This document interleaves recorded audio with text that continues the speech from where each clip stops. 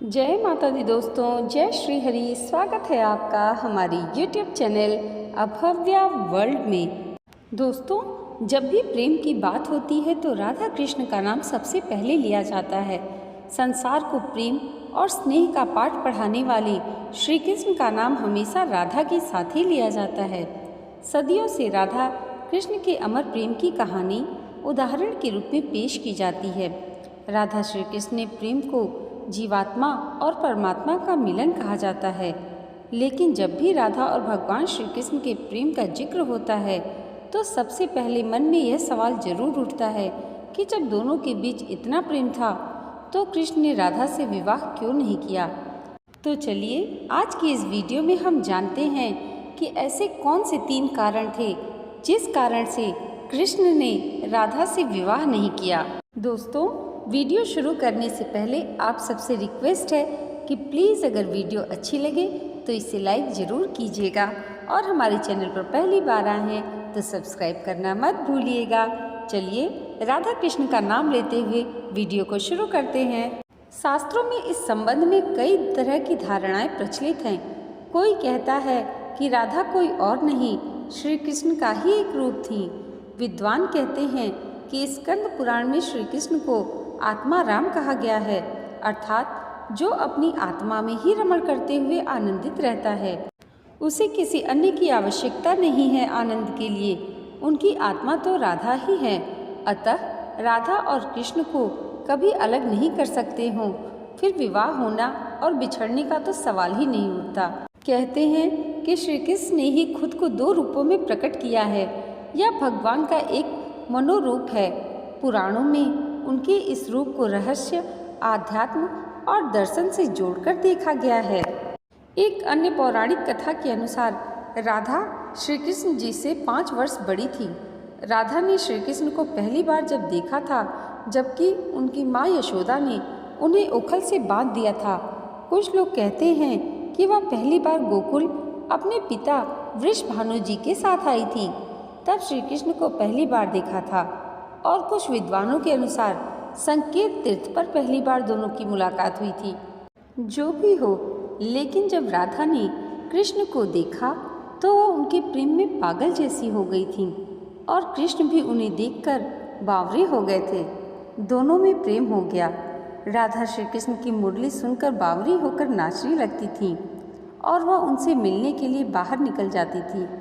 जब गांव में कृष्ण और राधा के प्रेम की चर्चा चल पड़ी तो राधा के समाज के लोगों ने उसका घर से बाहर निकलना बंद करवा दिया।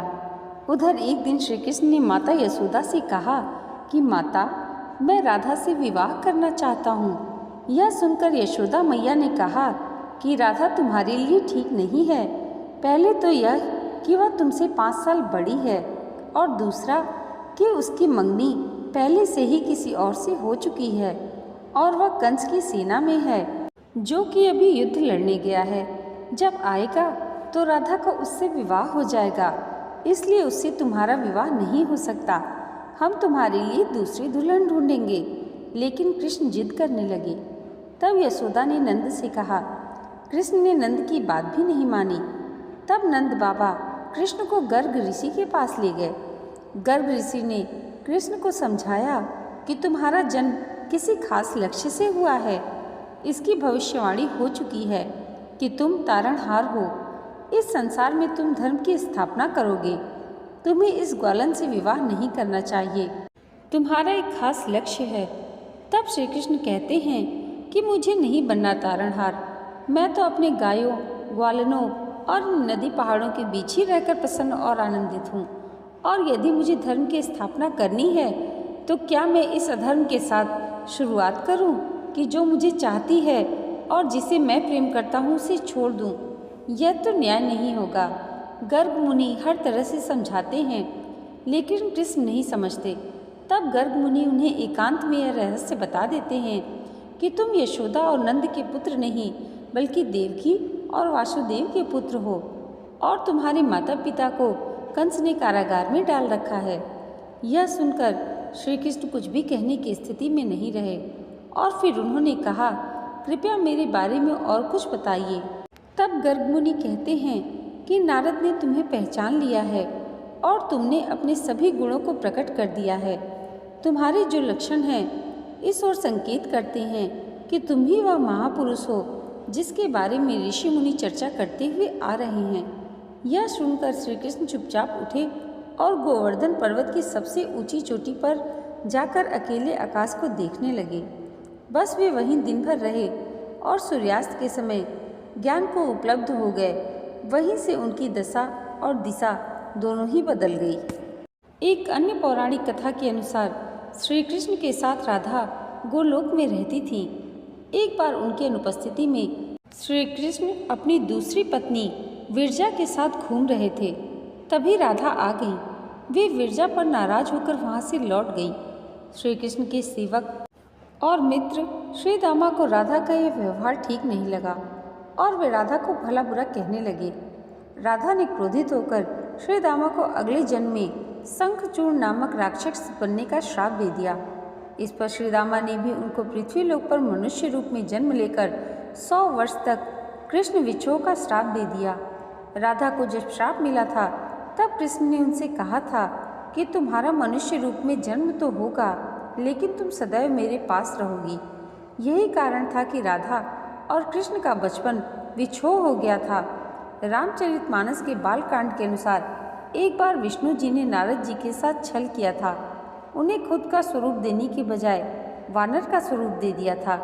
इस कारण वे लक्ष्मी जी के स्वयंवर में हंसी के पात्र बन गए और उनके मन में लक्ष्मी जी से विवाह करने की अभिलाषा दबी की दबी ही रह गई।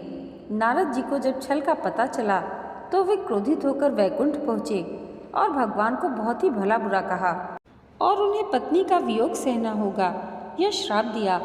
नारद जी के इस श्राप की वजह से रामावतार में भगवान रामचंद्र जी को सीता का वियोग सहना पड़ा था और कृष्णावतार में देवी राधा का। दोस्तों, आज की ये वीडियो अगर आपको अच्छी लगी हो तो कमेंट बॉक्स में राधे राधे ज़रूर लिखिएगा और इसे लाइक और हमारे चैनल पर पहली बार आए हैं तो सब्सक्राइब करना मत भूलिएगा। राधा कृष्ण की कृपा आप सबके जीवन पर सदैव ऐसे ही बनी रहे, इसी मंगल कामना के साथ मिलते हैं अगले वीडियो में। तब तक के लिए जय माता दी, जय श्री हरि।